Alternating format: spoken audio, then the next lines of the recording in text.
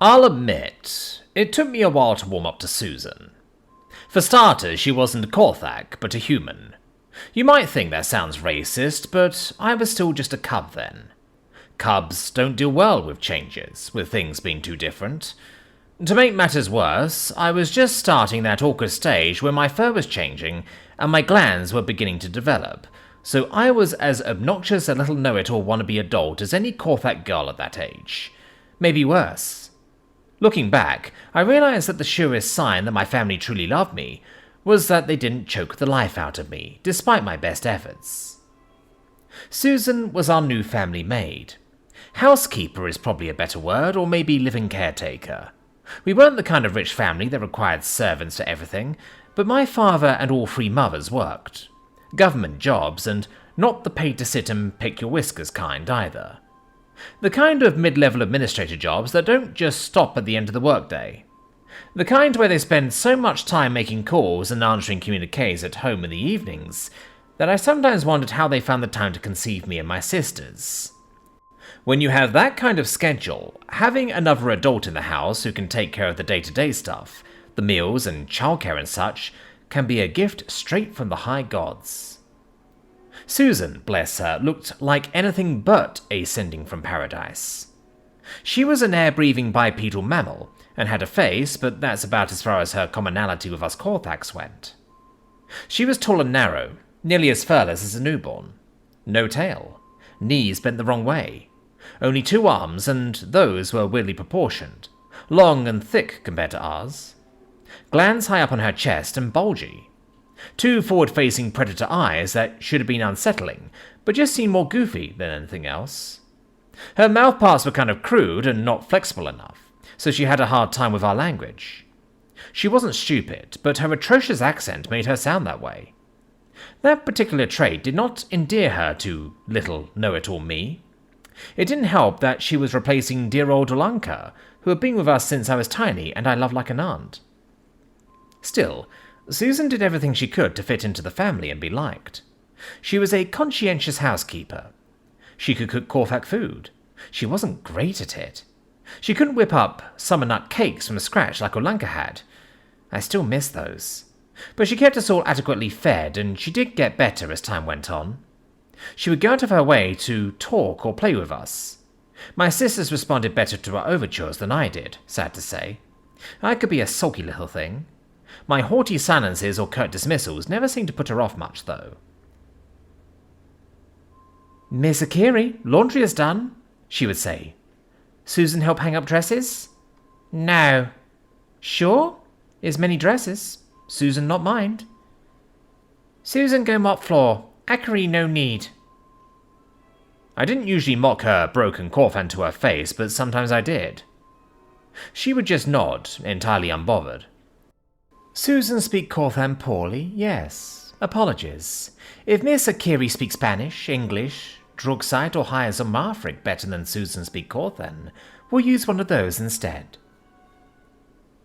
Her ability to occasionally put my snotty young self in my place failed to endear her to me as well. Still, despite her being an alien monstrosity, and me being a little dunghole, Susan soon carved herself a place in the household. My father and middle mother liked that she took her duties so seriously, especially the childcare parts. My junior mother liked that Susan was physically strong, and felt like she was tough enough to protect us children, should that unlikely need arise. And she probably was. I'd seen Susan move furniture and boxes around by herself that my father had to get other guys to help with. It was a little intimidating. My senior mother liked that Susan worked for cheap. She told me how much Susan got paid once. A Korthak wouldn't have worked a job as a professional nap-taker for that much money. Olanka had charged 3 times as much. I couldn't even imagine how messed up the human worlds must be if Susan was that eager to get away from them. My little sisters liked her because she always made time for them and took their questions and concerns seriously. And they were inquisitive way beyond the bounds of politeness. Why did so much of Susan not have fur? Only her head? Did someone shave it off? Was there fur under her clothes that we couldn't see? Could we see it? Did she have more eyes? Why were the only 2 she had, both in front? Didn't that make her easy to sneak up on? Do humans really eat dead animals? Did Susan eat them too? Here's a dead flutterbug. Does Susan want to eat it? What if we put shagru sauce on it? The one Susan got closest to was my baby sister, Isanki. Which was odd in its way because Isanki was a skittish little thing. Just recently out of toddlerhood, Isanki had her share and then some of the usual early childhood fears. Fear of the dark, fear of being alone, fear that monsters would get her. That last one was the big one with her. If there was a beastie or spook in Korthak child lore, my baby sister was afraid it was after her. Galuk Sickleteeth? He was waiting in the bathroom, ready to pounce, when she had to go potty at night. The Shade Eater, gnawing at her shadow every time it touched the shadow of anything else. Father had to put extra lights in her room because of that one. Aldabanthy's severed hand? None of Isanki's blankets or bed dressings could dangle too near the floor, lest it climb them to get her. Even dumb movie monsters like the Whispering Worms or Vuthak the Dream Stealer terrorized poor Isaki. Why my parents let her watch scary movies, I'll never know. My suspicion is that it might have been some form of exposure therapy. Face your fears to overcome them, and all that stuff. If so, it was possibly the worst idea they'd ever had. Isanki didn't toughen up from exposure to more monsters. On the contrary, she just found more and more things to be afraid of. Sad to admit it, but it got to the point where I no longer even felt sorry for Isanki, just annoyed. Some of it was loss of sleep from her nightly bouts of unreasoning fear waking up the whole house, but another bit of it, a small bit, was because I wasn't all that many years removed from boogeyman fears myself, and Isanki's terror brought them back to me. And how could I be practically a grown adult and totally not a cub anymore if I still felt the urge to check behind the door for Galuk Sickleteeth before I went to bed? Olenka had always tried to soothe and reason Isanki out of her fear of monsters, one of the few household jobs that she had completely failed at. When Susan came into the picture, she took a very different approach. Monsters very scary, yes, Miss Isanki? Uh-huh. Susan had smiled, opening her lips to show her sharp, carnivorous teeth. She sat on the edge of Isanki's bed as she tucked her in and reached out to stroke my sister's head for her. But Susan is scary too, yes? Grrr. You do look scary and weird, Isanki had agreed. But you're nice. Oh, but Susan is scary. Big, scary alien monster from space. But Susan is Miss Isanki's scary monster. Other monsters want to get Miss Isanki? She thumped her fist against her chest. Must fight Space Monster Susan first. Rah! And then she had checked under the bed and behind the furniture, and in all the dark spots for monsters, like we always had to do when putting Isanki to bed. But instead of an exasperated, "See, there's nothing," like we always did, Susan kept up a chant of, "Monsters run or come out fighting, because Susan pound to bits if catch." And she would brandish her fist as she searched out each potential monster lair, as though she really was prepared to administer a beatdown on something hiding in the dark. Ridiculous, but it seemed to help, at least a little. Isanki's fears didn't go away, but they eased up enough that the household was able to get more sleep. For a while. Then some kid at school told Isanki that stupid legend about the chewing ghosts of Rakva Valley. Isanki was a complete hysterical mess when bedtime came that night. I was thoroughly in my Little Miss Logical phase at that time, so I tried reasoning with her.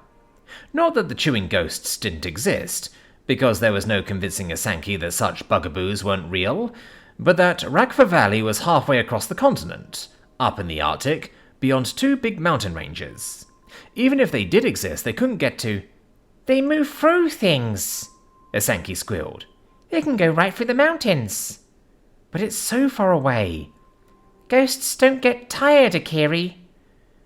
Yeah, I had no real argument for that.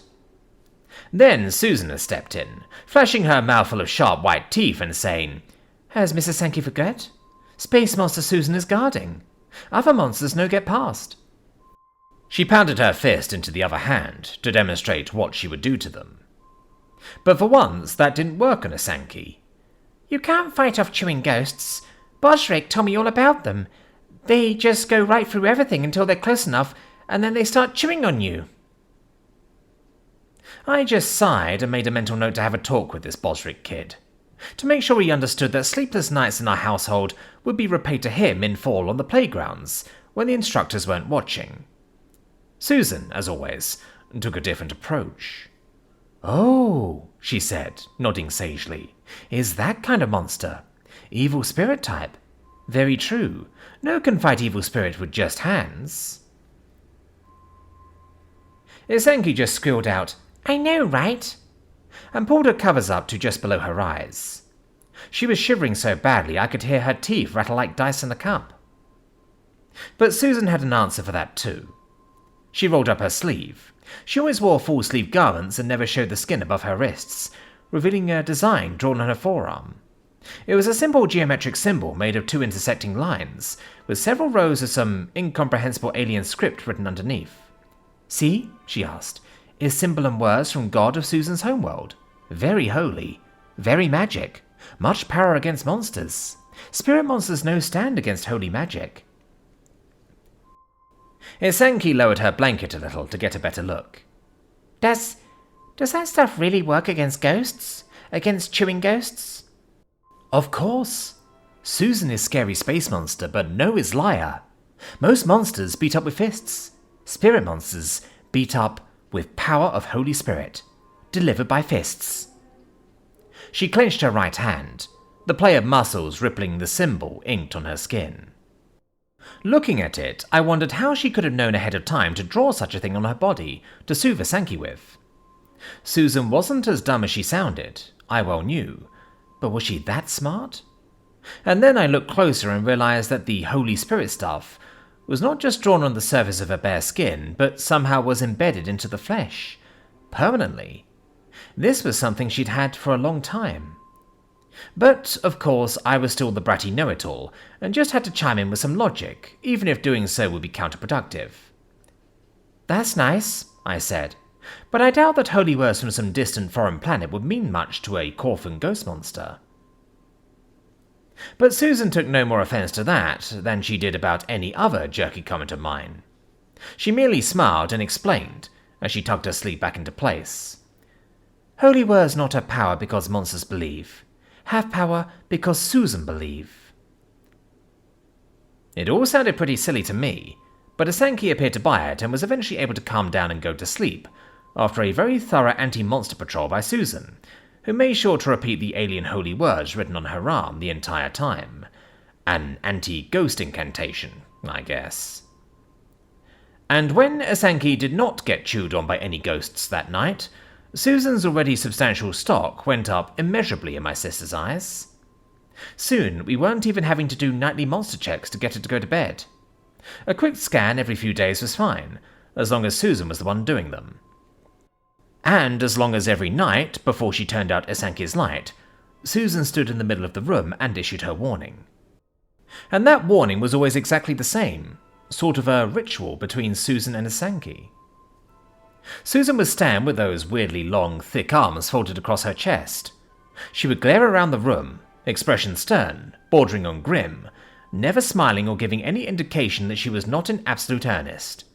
She would then announce to any spirits or bogey beasties that might be listening, "Little Corthac girl Isenki is guarded by space monster Susan Ortiz. Any other scary thing want to get, little girl? Come out and face Susan now." Then she would wait a few seconds, and when there was, of course, no response, she would curl her lip and say loudly, "Yes, is what Susan thought." Then a flash of those sharp teeth and a smile. "Good night, Mrs. Isenki." Always answered by a soft, relieved, "Good night, Susan." Legends say that rituals could be used to achieve power over monsters, and I suppose this one did just that in a way. Things got better for a while, and then they got strange. Akane, my middle sister, began accusing me of sneaking into her room and using her things. She claimed that she would find her toys or clothes moved from where she left them.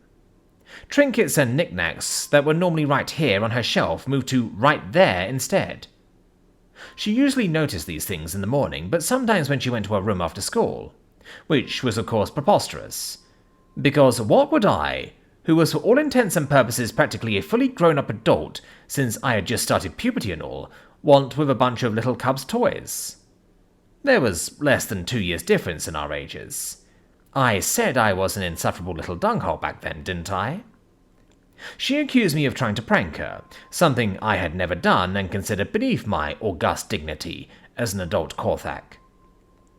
She then accused Asanki of being the sneaky stuff mover, which was even more preposterous because Asanki was too little to even reach the shelf that Akane was talking about. Not without getting a chair or something to stand on. And even as heavy a sleeper as Akane was, she was the only one to sleep through Asanki's late-night monster terrors, would wake at the sound of a little kid moving a chair around right next to her bed. Since our parents had never made a habit of entering our rooms at night unless something was wrong, that left Susan as Akane's sole remaining suspect. Which, in a way, was sensible enough. Susan cleaned the house as part of her duties. Presumably, she was moving the stuff around when she was straightening up. But no, Akane had been in the room while Susan was cleaning before, and Susan always put things back where they belonged. Fine, then. If Susan always put things back when she was cleaning, why would she move them around at other times? Plus, Susan was so conscientious and considerate, it just didn't seem like a thing she would do. Just to be sure, Akane had asked Susan point blank if she ever worked in the bedrooms at night, which met with an emphatic, "Not ever. Silly to do in sleeping time. Bumble around, wake up children. Children need sleep. Susan needs sleep too." As for the possibility of Susan pranking her, Asanki and I shot that right down. While I might not like her nearly as much as I had loved good old Ulanka, I respected that Susan was an adult and proper adults didn't prank children like that. For Asanki's part, "Susan is a space monster, but she isn't a liar." If Susan said it wasn't her, then it wasn't, and that was that. Personally, I thought it was all in Akane's head. Girls her age often loved drama, after all, as opposed to us grown adult women in middle school, who were beyond such things. How I laugh to type that now. Still, Akane and I had had our share of sibling conflicts in the past. Recent past, to be honest. And I felt like this was just her way of either trying to land a little slap on me, or maybe grab some attention for herself. Or that, just as likely, she was just imagining the whole thing. And being the older sister, I wasn't at all afraid to tell her as much. You can guess what Asanki's take on the whole issue was. "A monster. A monster is sneaking into your room, Akane." I thought Susan had scared off all the monsters. I just had to make that snotty comment. Had to. Asanki just looked at me like I was the dumbest older sibling in Korthak history. "She chased the monsters away from me, Akiri. You two are still fair game." There was a maintenance hatch in the back of Akane's clothes closet. It was a little half-sized door that always stayed locked, behind which was the space between rooms where the plumbing and power and such for the children's suite ran. I had seen it open one time when I was little, before Asanki was born, and workers had been remodeling to add on what would become Asanki's bedroom. I remember that hidden space being long and cramped and dark and full of pipes and dead bugs. Asanki thought that it sounded like an ideal monster lair. Dark and still and easily forgotten. Pure little cub stuff, that. I didn't think much more about it until a couple of days later, when Akane came to breakfast looking pale and droopy-whiskered. We couldn't coax an answer out of her while our parents were there, because there are other things that are just matters between the kids of a household. But when Asanki and I got her alone, Akane stammered out that she hadn't trusted us when we denied coming into her bedroom, so she had taken the step of putting a stool against her door with her slap bells from music class on it before she had gone to sleep. That way, whoever came into her room at night would knock it over, waking her up so she could catch the culprit dirty-whiskered. Only, nobody had done any such thing, and when she had woken up this morning, everything was normal in her room except... "The dresses in my closet," she hissed. "I hung them up all spaced evenly from each other, but this morning there was a gap." She held up 2 fingers, about this far apart, right in the middle. "The monster did it," Asanki squealed. I remained unmoved. And how far apart were the other dresses? Akane scowled at me, but narrowed the gap between her fingers by about a third. Wow, I said, laying on the sarcasm. A whole inch? That totally couldn't have happened due to absent-mindedness or from you closing the door. It just has to be Gallux sickle frolicking through your closet. Oh, go bite your tail, Kerry. I know what I saw. Isenki cut off our argument before I could get going. We have to tell Susan. She has monster magic to beat it up and make it go away. I started to scoff at the idea of pestering our housekeeper about this, but stopped when it hit me that this was actually an excellent idea. Susan's ritual antics with Isenki, cringe-inducing though I found them, had done wonders at reducing Isenki's irrational fears to a manageable level. Now that those phobias were beginning to infect my other sister, why not apply the same proven cure? That's a fine idea, I agreed. I'll talk to Susan and we'll have her do a monster hunt through Akani's room this evening after school. And so I made sure to catch Susan alone first thing after school and let her know what needed to happen. Hey, Susan, I need a little favour from you. She turned oddly shiny and focused brown eyes on me and said, Of course. What'd Susan do for Miss Akiri? Usually, Susan's weird predator eyes didn't bother me. They just seemed silly and awkward with their restricted range of view. But sometimes there would be an energy, an intensity about them that was just unsettling. Sure, she was a strange-looking creature from another world, but it was only in those moments of intensity that she seemed really alien.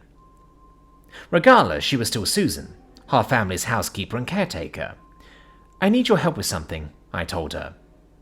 I then explained what had been going on and how Isenki's fears of monsters and nighttime creepies were spreading to Akani and how it was starting to affect her.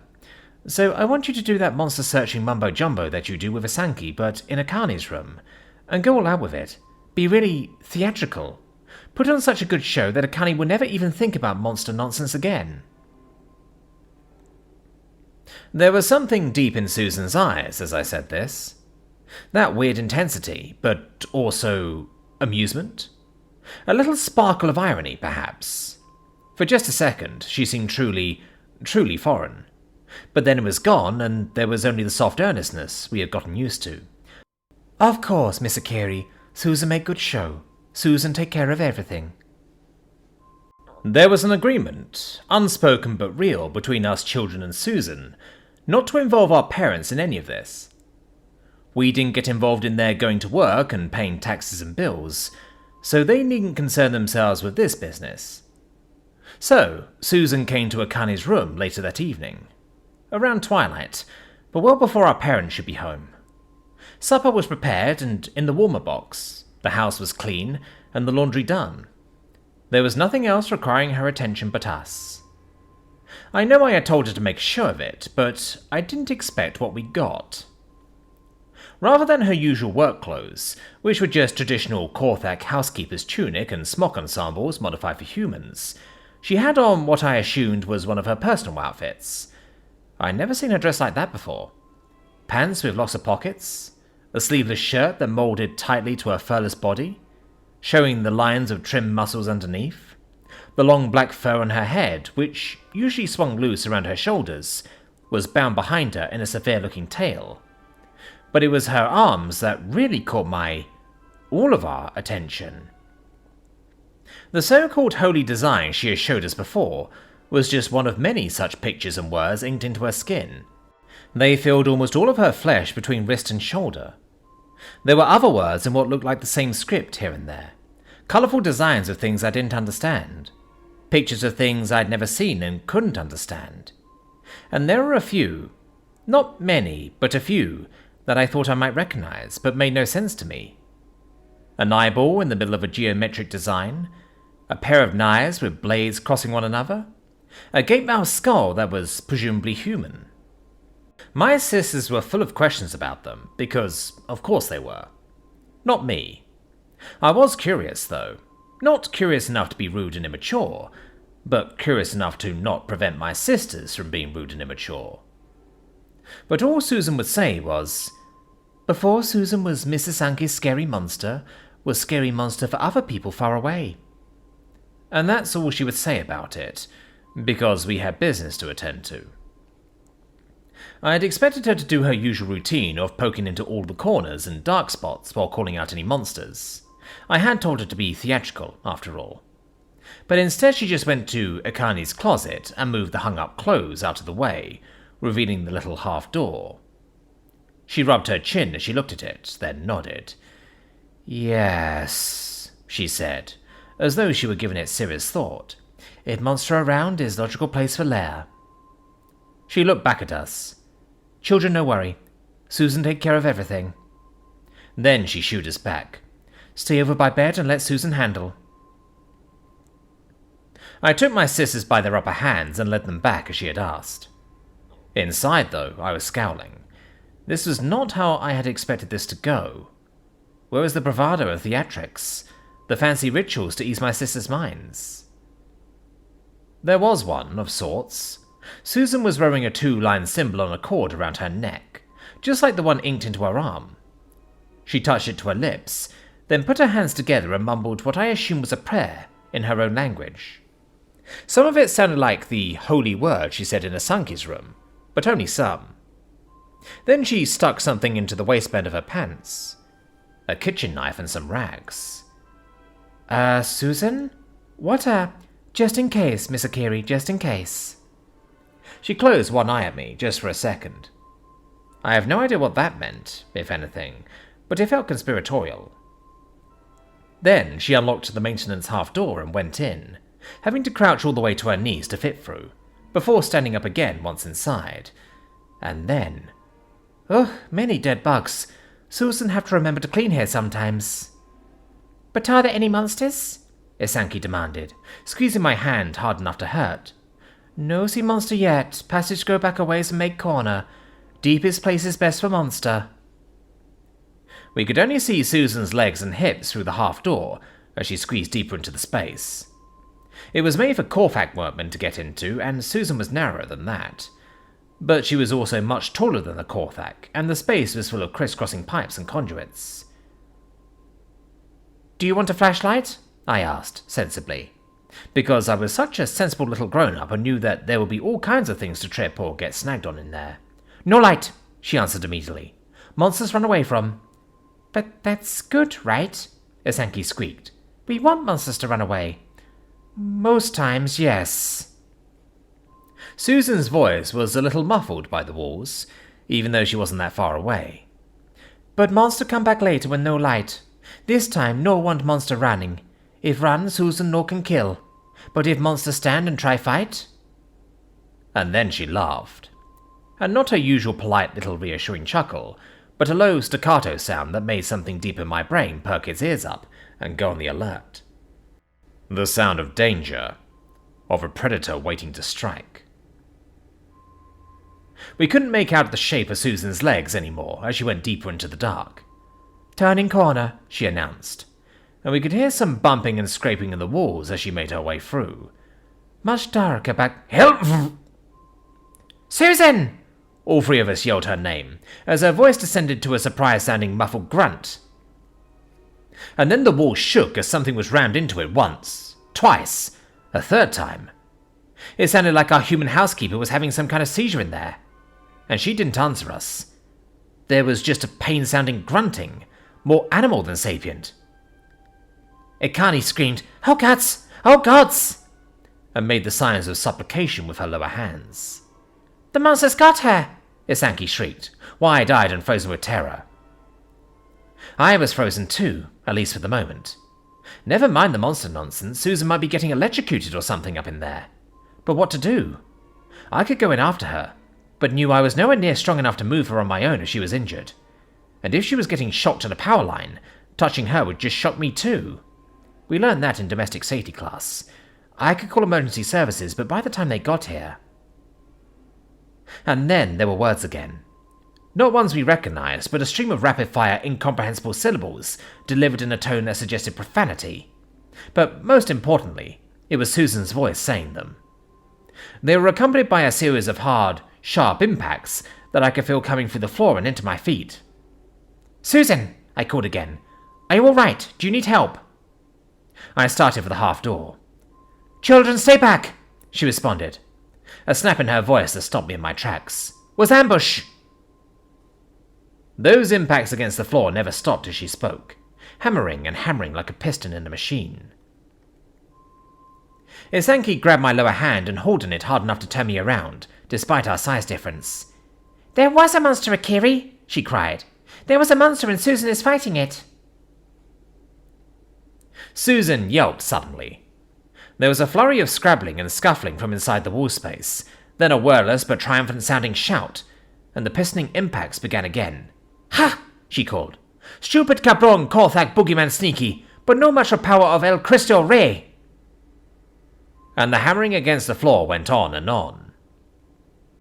It was a couple of minutes before Susan came back out of the maintenance space, a little dusty and bedraggled, but showing us her teeth. To say we were dumbstruck would be kind of an understatement. Even I, Little Miss Knows Everything, had no words. She came out of that little entryway and stood there in Akani's closet like some conquering beast. Her eyes met mine, and that weird alien sharpness was in them as she pointed a finger at me, a motion for me to come to her. I'll admit that the sight of her in that moment made me nervous, but the idea of disobeying her right then made me even more nervous, so come to her I did. And as I stood before her in all her battle-worn glory, she leaned down and whispered in my ear, "Was good show? Was theatrical enough?" Oh!